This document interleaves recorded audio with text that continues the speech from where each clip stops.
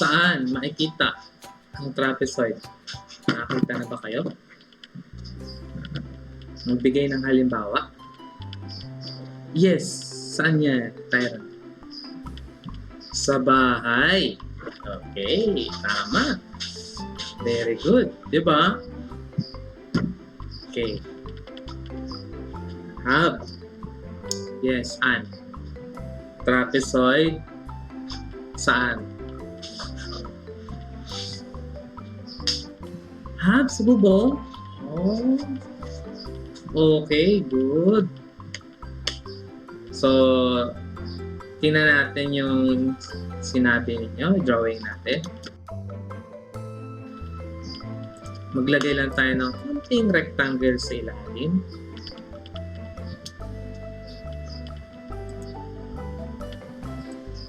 Oops, rectangle na. Rectangle. Okay, ayun o. Oh, ganda. Bahay na. Why? Because have tayo ng trapezoid. Marami pa, iba't ibang gamit. Pwede lamesa, o kaya naman ay display, o kaya naman ay pwede rin iba't ibang bagay na pagpatungan.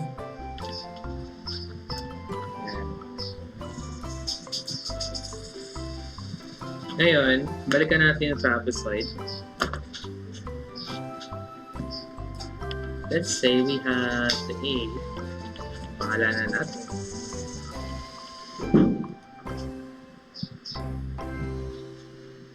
A,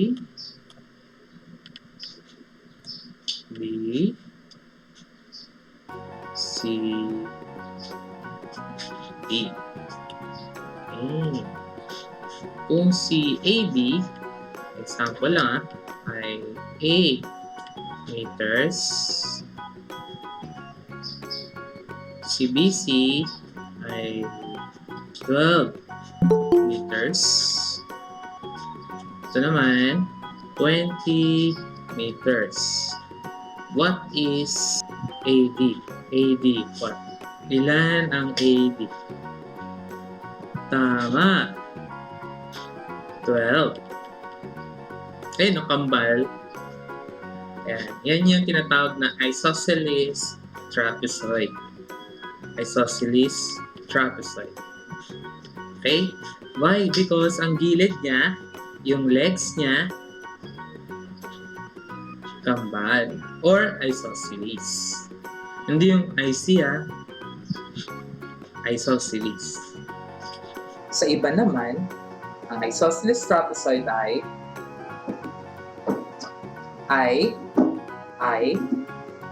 then mag-drawing ka ng trapezoid. Isosceles trapezoid.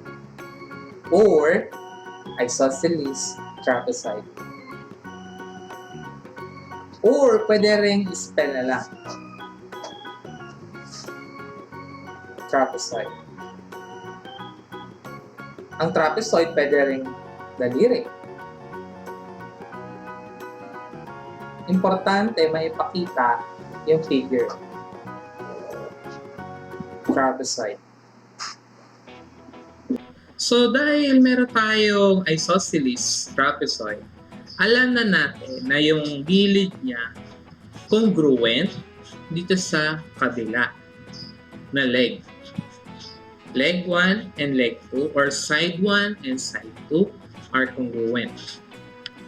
So now, tama si Asian na ang AD ay equal kay 12.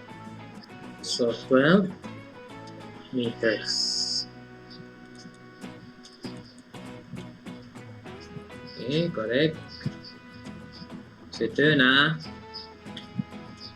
AD. AD.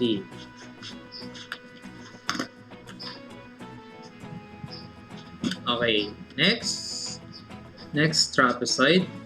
This is 5 This is 8 inches. And this is 16 inches. What is this? Tama. Same din. 8. Very good. Kambal kasi. Isosceles. Kuha. Tama. Salamat, Ann. Okay. Hello, Renji. Ignas. Ayun. Good morning. Welcome here. So ngayon, hanapin naman natin ang perimeter. Naalala niyo pa ba yung perimeter? When we say P-E-R-I-M-T-E-T-E-R, I should write like this. Perimeter. Ito yung sukat sa palibot or yung pinakabakod natin. Let's say for example, trapezoid, tapos bakod. Temporary lang. Okay. Siyempre, may damo dyan. Lagyan natin ng green grass.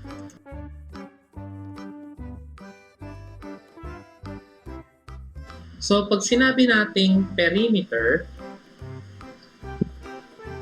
palibot, letter P, ilan yung distansya? So, let's say for example, let's try to have a units. If this one is, a while ago we have 5 meters, right? And this is 8 meters. And kanina, sabi ni Ann, sabi niya, this is also 8 meters. And this is 12 meters. What is the perimeter? So, i-add natin lahat first. In small, 5.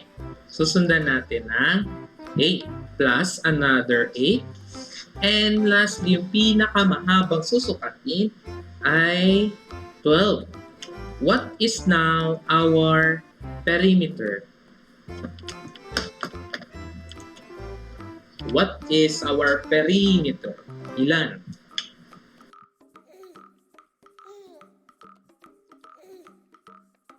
Asian, we have 33. Yes, JC, Jemima, 33. Thank you. So let us add. Very good.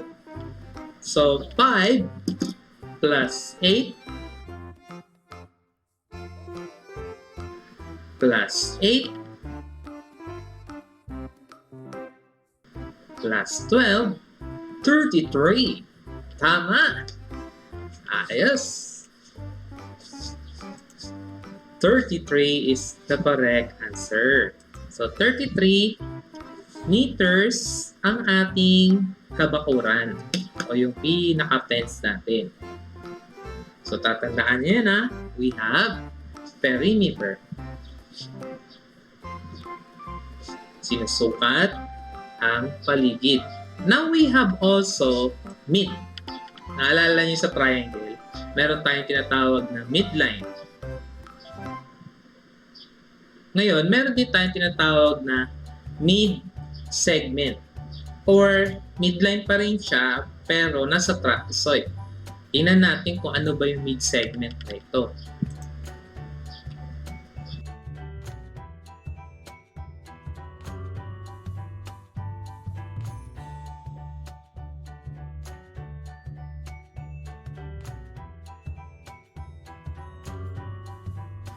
Okay, so if we name that trapezoid by A, B, C, D, same like this, A,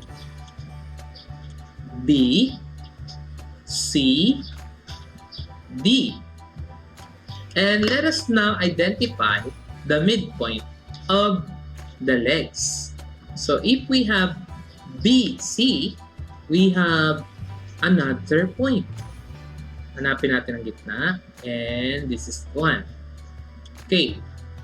And then with respect to AD, hanapin din natin ang midpoint. We have now 2 midpoints. Pag sinabing mid, syempre, center, gitna.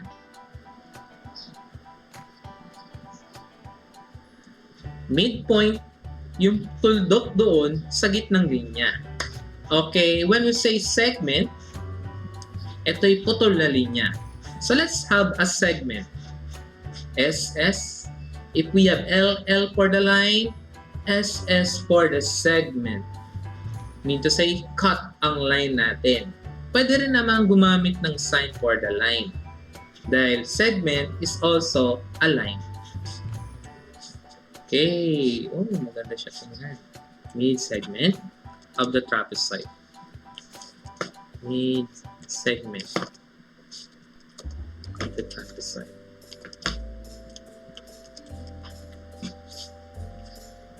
Dark natin para makita.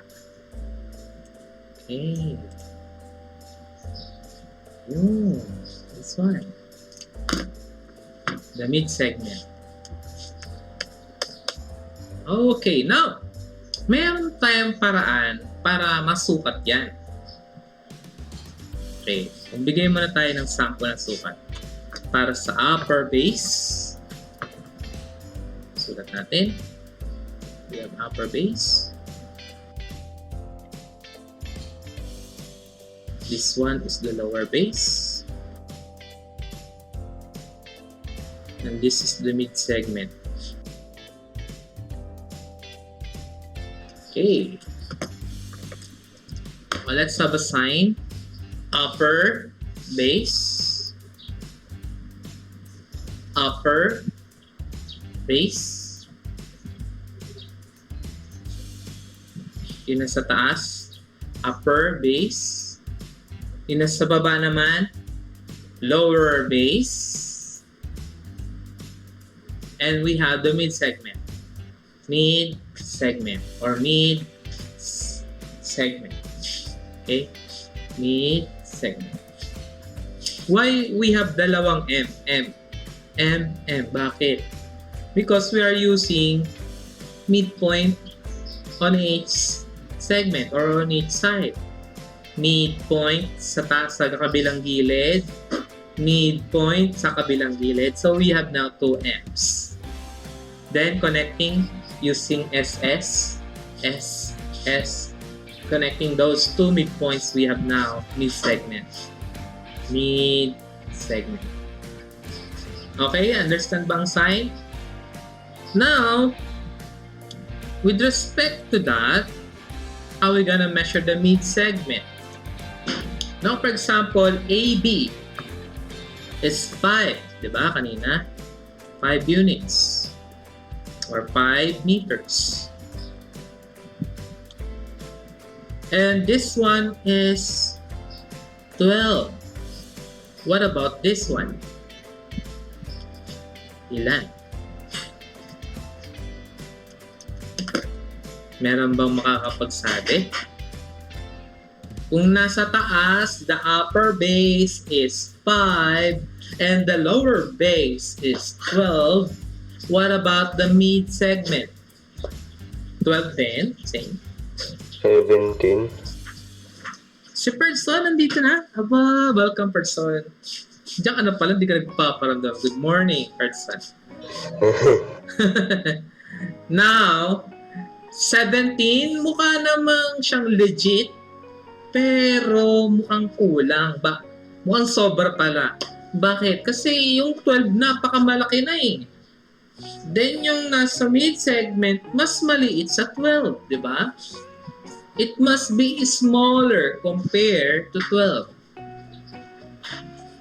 So 12, medyo atras pa tayo. Liit pa ng konti.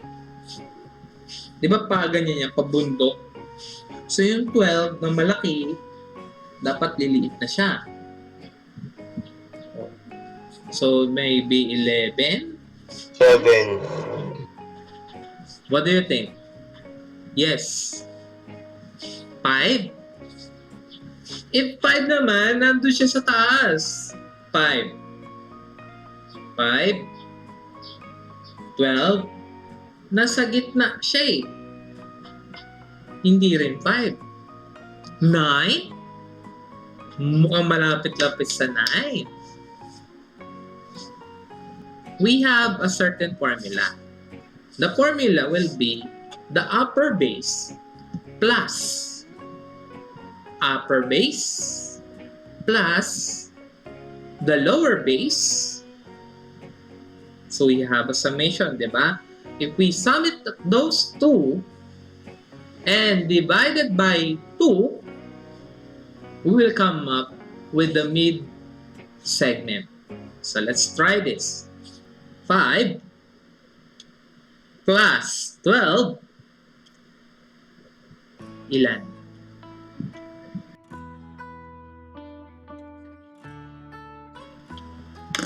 17 divided by 2? 8.1. 8.1. 8.1. Malapit na.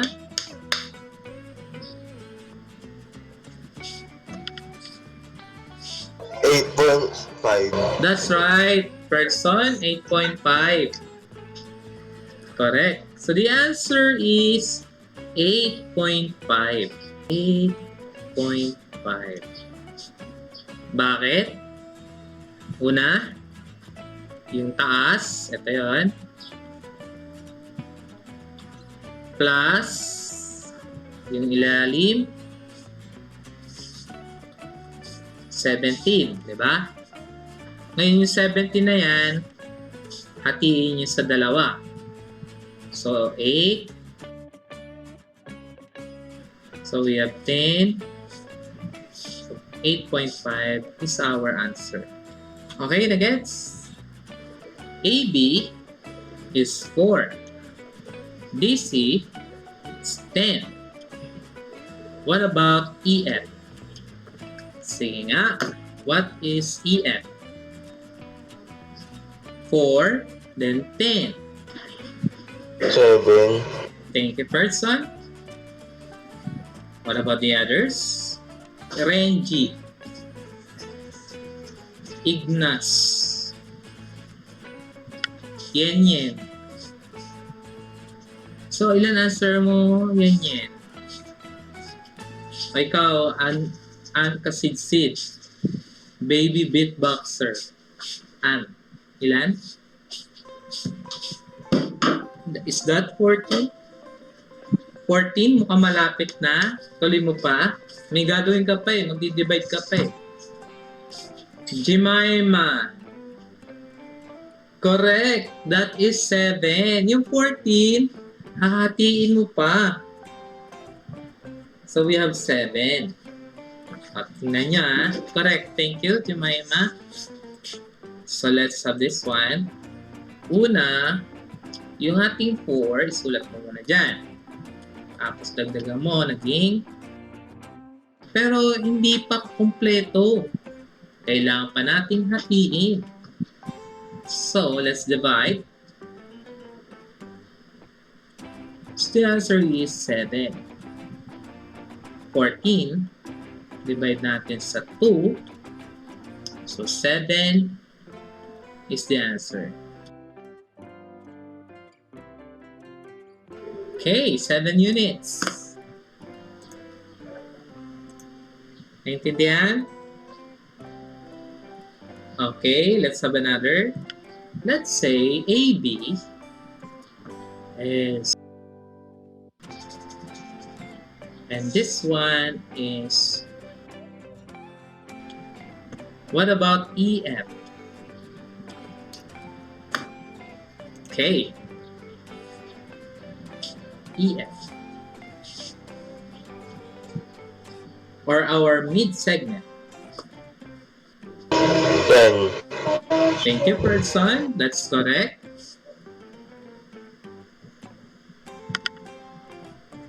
Al, 8. 14 plus 6. Ilan? 14 15, 16, 17, 18, 19, 20. 20. Now, 20, hatiin natin sa dalawa. 20, divide natin sa 2. Ilan? Yes, Jemima. Ilan?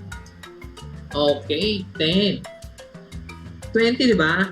Hatiin natin, naging 10. What? 6 plus 14 is equal to 20. Yung 20, hahatiin mo pa yan.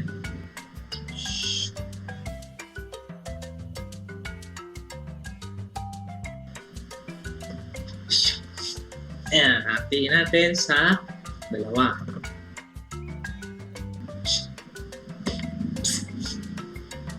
Oh.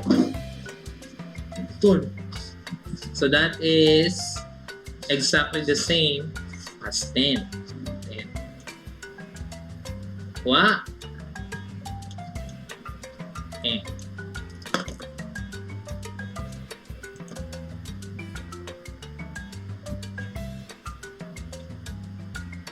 Okay, so now i-try nyo naman ito.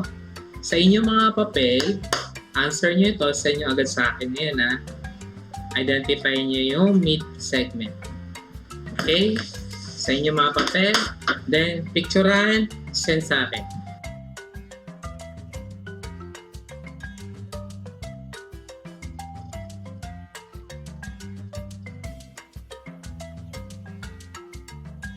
So, unahin mo natin itong kay Jemima. Thank you. So, 8 ang taas. 24 ang baba. So, this is check. And this is 32 check. We divide by 2. And the answer is 16. Okay, correct. Nice. Dito naman kay person. Ano nagsulat ng pangalan mo dito? Person, oh. Nice ba? 8. Correct. Plus 24. Oh, and then this is 32. Correct. And we come up with 16. Thank you for that solution. Sa pagkaalala ko kay ano to eh. Kay Anne Jasmine, tama.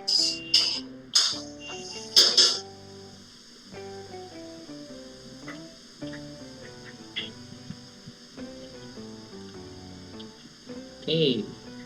Kay Anne Jasmine, 8 plus 24. Okay, may 32. Sige, tama. Tapos dinivide sa 2. And we have 16. Okay. So that is the PN. And we have here Asian. 24.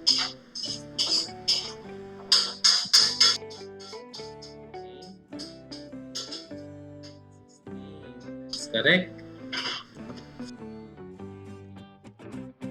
Okay, so we have now the answer. The answer is 16. Let us see. So 8 plus 24. This will give us 32. Then, yung 32 natin, hatiin sa dalawa. And this will equal to 16. Very nice. So we have now 16 units. Okay, so the question is, maliwanag ba? May tanong. Nalilito? Okay, hearing none, seeing none. So therefore, very good kayo lahat.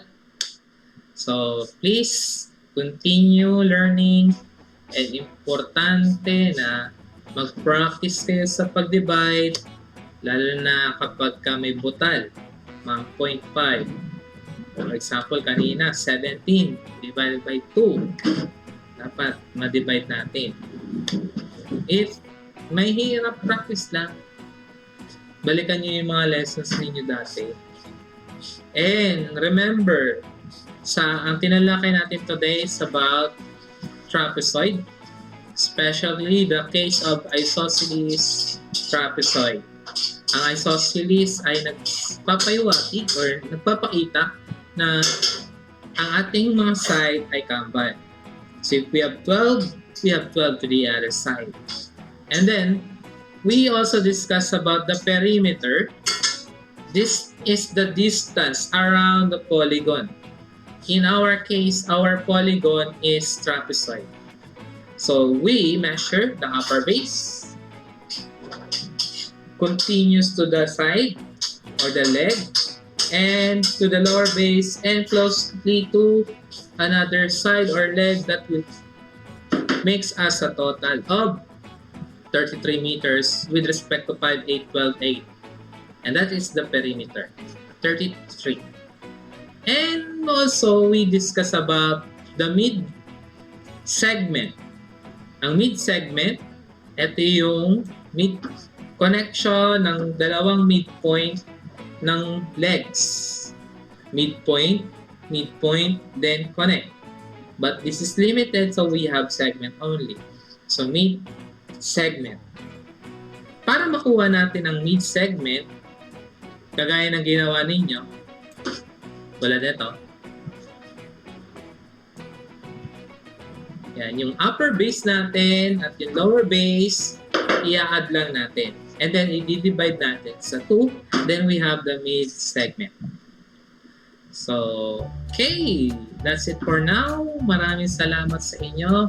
And for all of you, we have assignments. Please kindly wait for my chat or for the picture that I will send to you.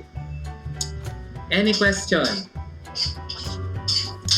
Finally, wala na talaga. So, maraming salamat sa inyo. And please continue with the other subject. Tuloy niyo pa yung schooling. Patience is the key. Okay, maraming salamat sa inyo. Thank you, thank you.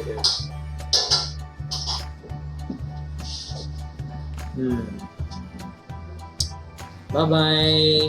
And Jemima, Yen, and then ikaw, Asian, thank you. Tyron, later, yung papel mo, send ko na, ha? Okay, you may go now. You may take your break, eat your delicious lunch na kinukok ninyo, ha?